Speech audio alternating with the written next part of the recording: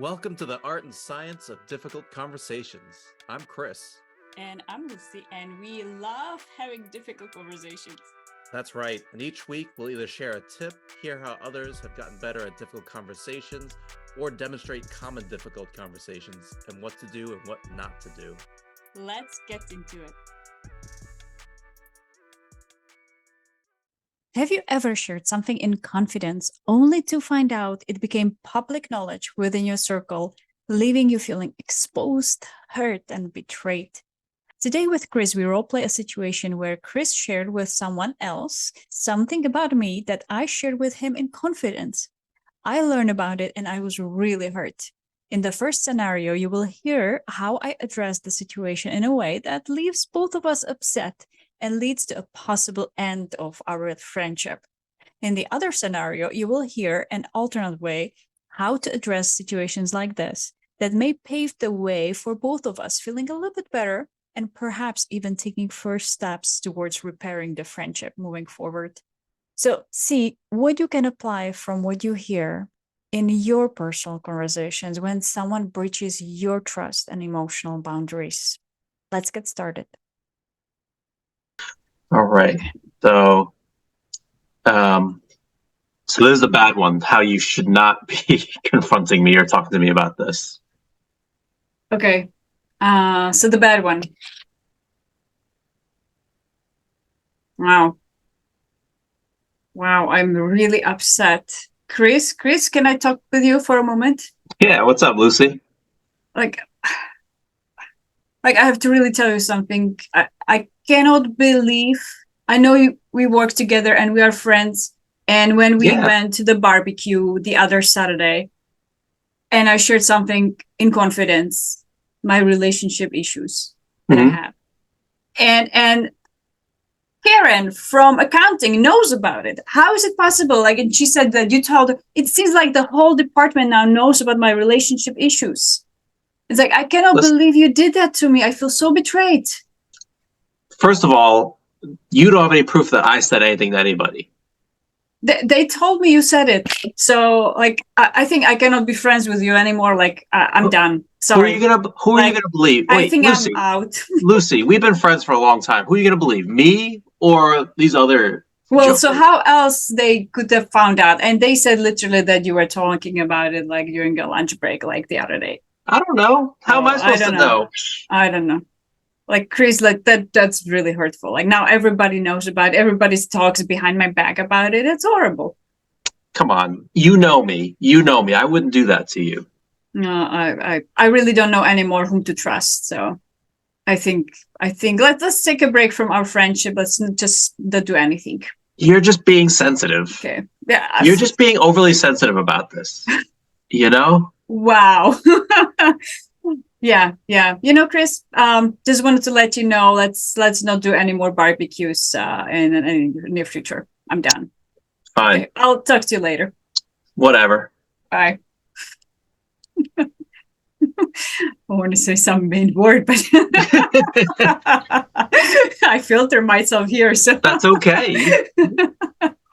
That's okay. Well, that went something. that was something. You really tapped into that anger. I did. I tried to channel it. Yeah. And the hurt. Yeah, it was. You came in so hot. I only really had one choice, which was to deny everything. So what are the lessons to be learned from this one? What didn't work? So what I'm hearing is I came to you in already emotionally irritated, upset, hurt state. I didn't take a break. I didn't take a pause to reflect and to calm down.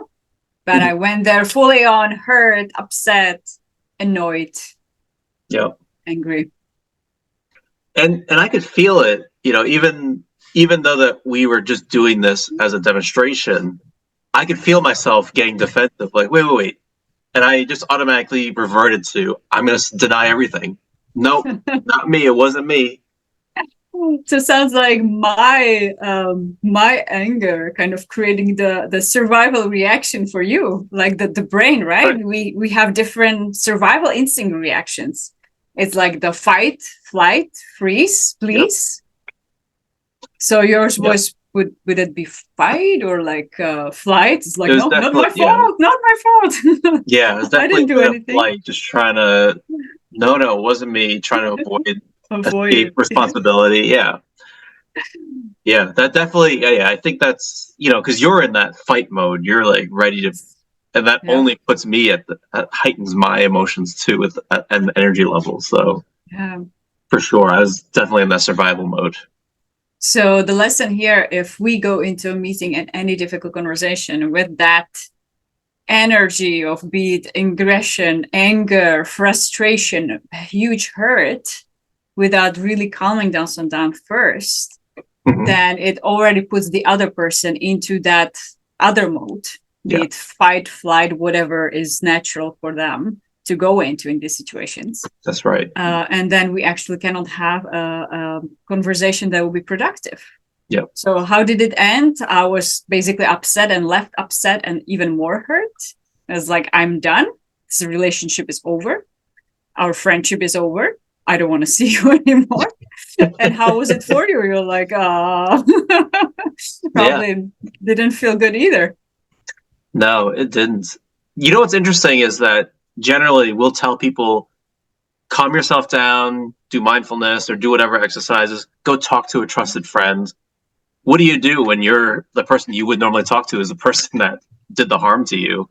Oh yeah, that's you got to find somebody else to talk to, find somebody else that you trust to vent to, right? But yeah, like if your goal was just to vent and yell at me, then you did it, but it didn't solve the problem. We still have the problem, exactly. So sounds like there's additional already strategy kind of being created of what to do instead. So should we go into the better mode? Let's see it. Let's see it play out. All right. So let me calm down first. Please don't yell at me.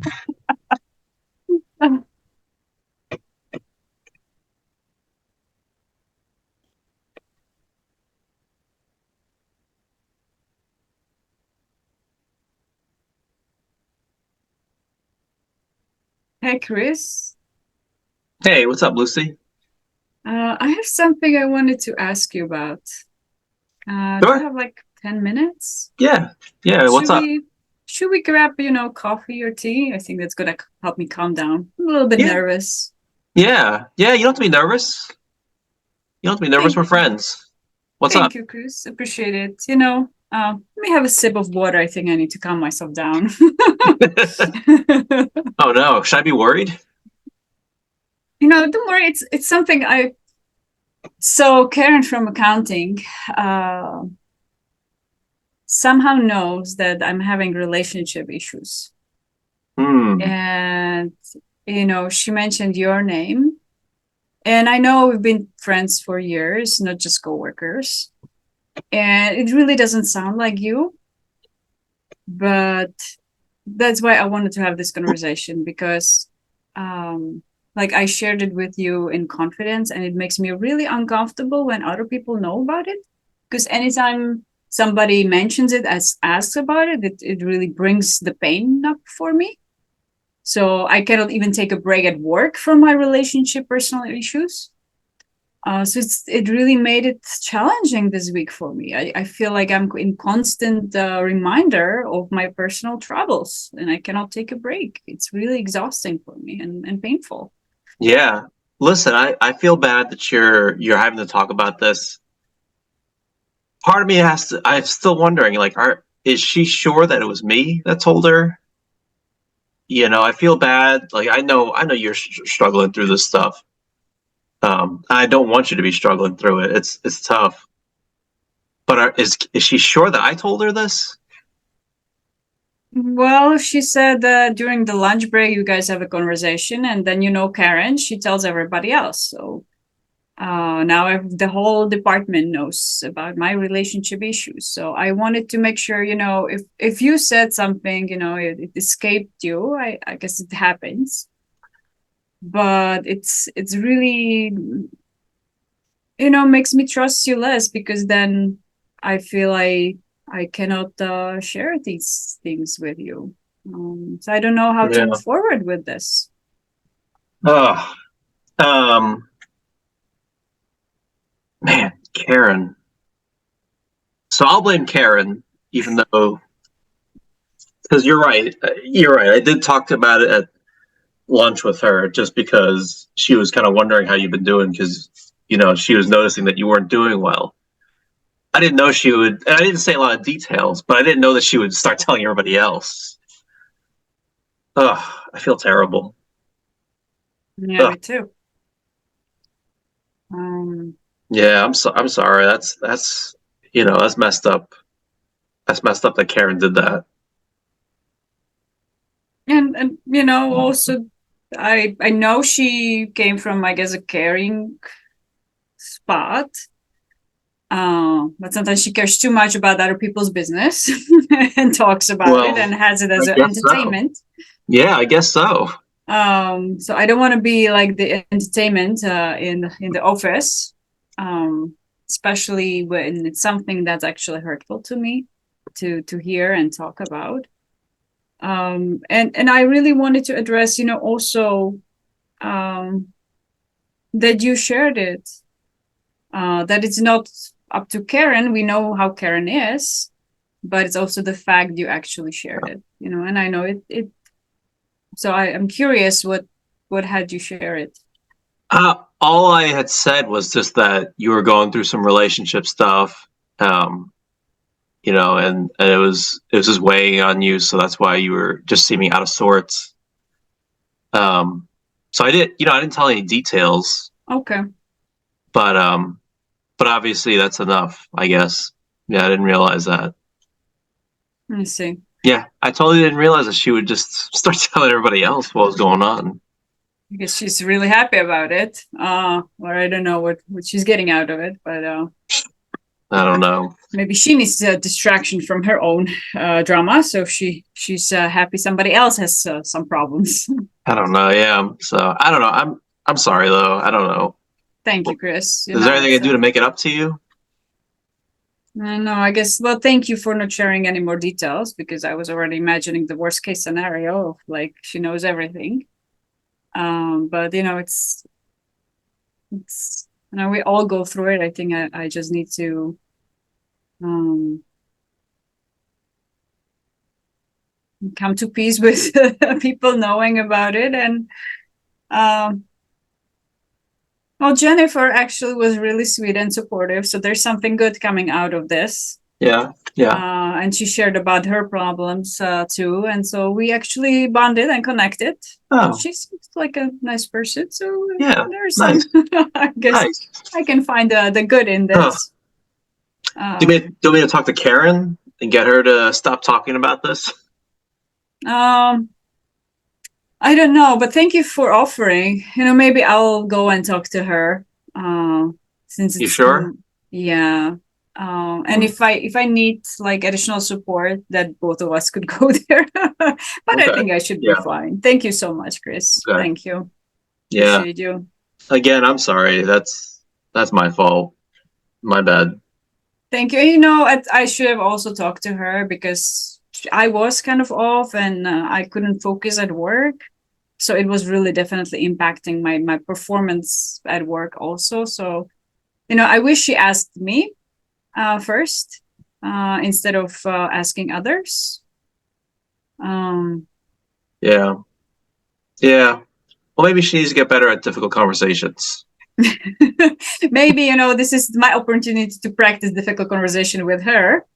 For sure. And actually ask her next time. And also for me, being proactive and sharing, I know I've not been able to focus. I have something personal going on and I'm working on it, and kind of have my own conversations there. Yeah. Yeah. Anything else you think I should do here? I know you're a trusted friend. I usually come to you with these type of issues. So it was No, kind of challenging for me to come to you about this. I know. I feel bad about that. Yeah, I don't know. I also have to make it up to you somehow over time. Well, you can treat me for this coffee. I guess so. Yeah, it's not me. Thanks, Chris. All right. Alrighty. I'll talk to you soon. Talk to you. All right. Well, that was better. That was better. You got me to stop lying eventually. So I was still a little bit upset and hurt, but I did some things to calm myself down. I got some water. Yes. And it didn't come as an attack, hopefully as much as a head-on attack and upset. Yes. So what would you say helped you, supported you to actually tell the truth? I think it was you set the stage, first of all. So I didn't, I still don't want to admit that I did something wrong. Right? Not many people want to admit that. Yeah. So it's easy for me, but it was because you set such a calmer emotional tone throughout from the beginning. It was hard for me to get amped up and say, no, it definitely wasn't me, even though some people will. It was hard for me to get amped up and just keep lying about it. And then you just focus on the impact on you. You focused on it's just hurtful. It talks about this and that and this and that. And at some point I have no choice but to feel bad because you're so hurt. And we're friends, so the context is we're friends, right? So I do care about you. It would be different if I was just a random coworker. Then you'd have to play the conversation differently. But because we're friends, you can use that previous relationship to your advantage. So what I'm hearing is one, really my calm state. So in the previous scenario, my upset state kind of impacted you and created a similar reaction in a way, the fight and flight reaction. In this new scenario, in the other one, my calmness kind of also calmed you down. So you were feeling more safe to actually admit, yes, I did say that. Yeah. Without the fear that I'm going to go after you and hurt you. Right. I think that's a good point. Yes, I did lie at first because I was afraid of I'm afraid of the consequences. Yeah. And you had to demonstrate a little bit more and more that you were going to stay calm and you're not going to immediately attack me, but you just want to figure out what happened. So I think that's additional distinction. In the first scenario, I basically accused you and I didn't even want to hear anything else. I already judged you and sentenced you for committing the crime. Yeah. In the second scenario, it was more for, instead of a judgment place, coming from asking question, what happened? This is the fact. I heard this from Karen and somebody else. Everybody knows.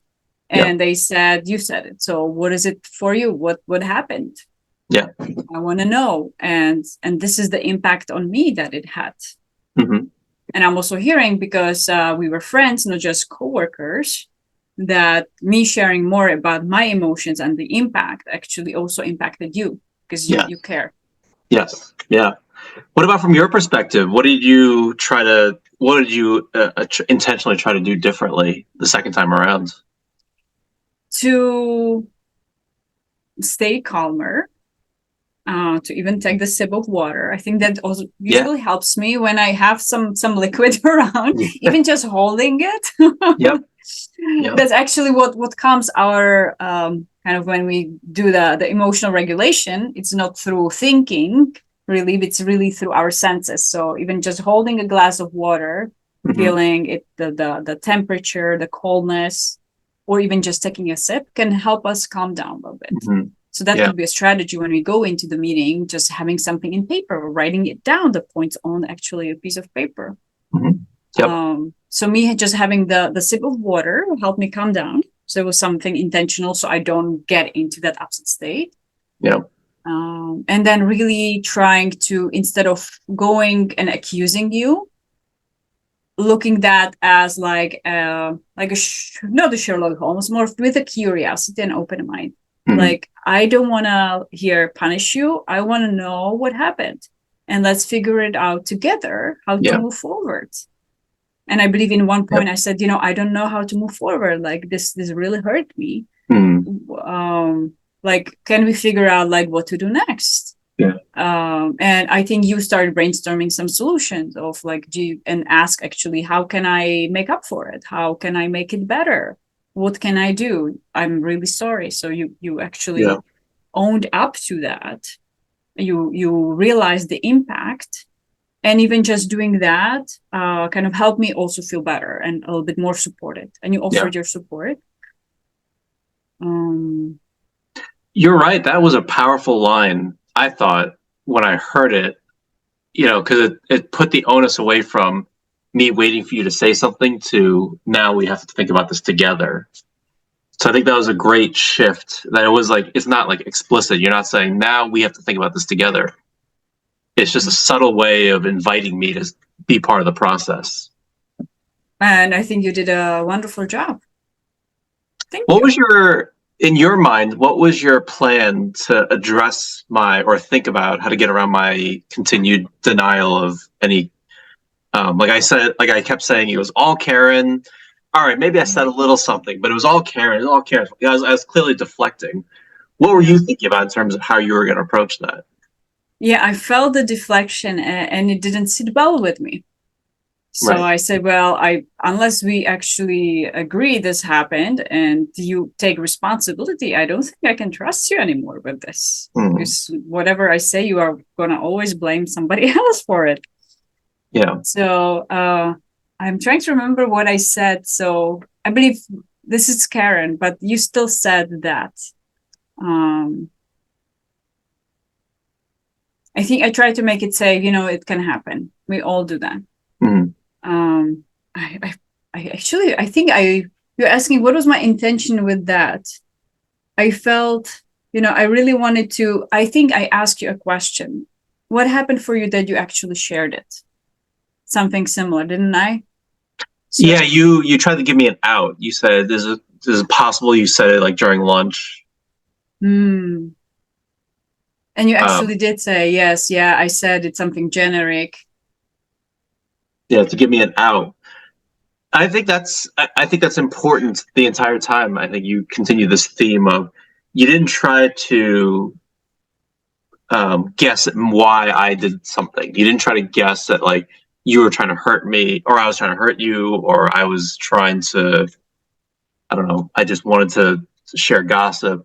You didn't care about that. You were just focusing on this is the impact of the behavior, which I think is really important because we can't guess what somebody's intent was. And it almost doesn't really matter. The fact is it still hurt you, regardless of whether my intent was to help you. Like I was trying to provide context to why your work is suffering, or I was trying to be hurtful. It doesn't really matter. The point is the behavior was hurtful. So that's what we need to focus on. And, another thing comes to mind, like assumptions. I try to put all the assumptions about, like in the first scenario, I already made assumption, judgment, sentenced. You are horrible as a friend. You betrayed my trust, completely gossiped about me. I'm done. I don't want these friends like this, right? Yeah. In the second scenario, I even mentioned, we've been friends for years, so it doesn't sound like you. So I kind of remembered all the good things. Is that like in a character of Chris, that he would be gossiping and being mean and try to hurt me. So I said, but yet I'm still hurt. So these are the facts. This is the impact on me. Now, what was happening for you that it happened? So kind of coming from curiosity versus the judgment. And giving you space actually to share versus me attacking you. And giving you a space actually to share how it was for you. That's right. In a way, not respecting you in that first scenario. I didn't give you the voice to even share how things were for you. Yeah. Anything else? I think that was great. So yeah, I think that was it. I don't have any other thoughts because I think that covers everything. Oh yeah, and then really the looking at how do we calm down ourselves first. I think one more possibility could be when I come really angry at you. And then what would be some ways you could calm yourself down? Would it be even possible within that same moment? I mean, that would require me to be really emotionally intelligent. The Jedi Master. Right? I'd have to be like, whoa, Lucy, you're upset. Let's relax. Let's think about this. Let's calm down. What's going on here? And I think there's an element also of, how does somebody receive that negative feedback or that critical feedback, or respond to that, right? It's because it's natural. Like, no matter what you say, I'm always going to feel on the defensive. It's just how strong that defense comes up. Yes. Yeah. But I'm always going to feel on the defensive. And so it's a matter of also, how do I better manage my own emotions so that I can hear what the feedback is or what the accusations in this situation are. Yeah. And doing some reflecting. Is it true? Is it not true? So what I'm hearing in all the communications, there's always two sides, and both That's people, right. the more they manage their emotions, the better they can remain calm, both of them, doing their own emotional regulation, the better the conversational outcome actually can be. Right. I whenever I do trainings or coaching, people always ask, what if the other person isn't following these rules? We have to assume they're not. We have to assume the other person doesn't know any of these strategies of how to hold a difficult conversation. Otherwise, it wouldn't be difficult. It would be a very quick conversation, like, hey, I noticed you did this. Yeah, you're right. Actually, I know I messed up. Sorry about that. Like, it'd be very easy. All conversations would be an easy resolution if everybody understood. Was all this calm, stuff. understanding, kind, never assumed the worst. Exactly. Everybody, everything will be resolved in, a 5-minute conversation. Unfortunately, that's not the reality. Exactly. And therefore, we have these videos. So hopefully, this is helpful for you and give you some guidance or inspiration for your own difficult conversations. And if you have any questions or any other ideas for our future topics, let us know. Thanks a lot, Lucy. Thank you, Chris. See you next time.